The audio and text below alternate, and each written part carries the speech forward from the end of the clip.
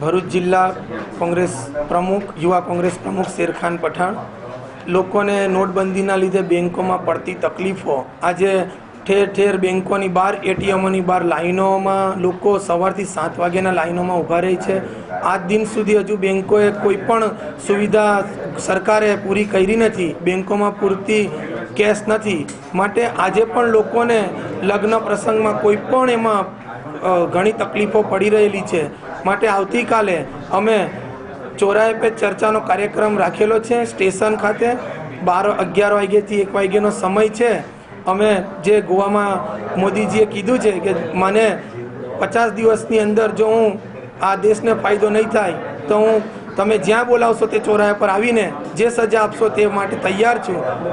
માટે કાલે અમે ચોરાહે પર ચર્ચાનો કાર્યક્રમ રાખેલો છે.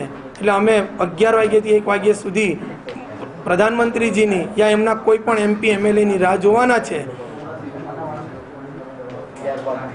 ત્યારબાદ અમે 16-17 તારીખે MP અને MLAના ઘરે 5 સવાલોના જવાબ માંગવા માટે જવાના છે યુવક કોંગ્રેસ. 19 તારીખના રોજ આક્રોશથી તમામ ભરૂચ જિલ્લાના યુવક કોંગ્રેસના લોકો, બીજા તમામ લોકો જોડાવાના છે અને કલેક્ટર કચેરીનો ઘેરાવો કરવાના છે. 20 અને 21 તારીખના રોજ તમામ ભરૂચ જિલ્લાના વિધાનસભાના સ્થળો પર, તમામ જગ્યાઓ પર અમે સહી ઝુંબેશ નોટબંધીના વિરુદ્ધમાં ચલાવવાના છે.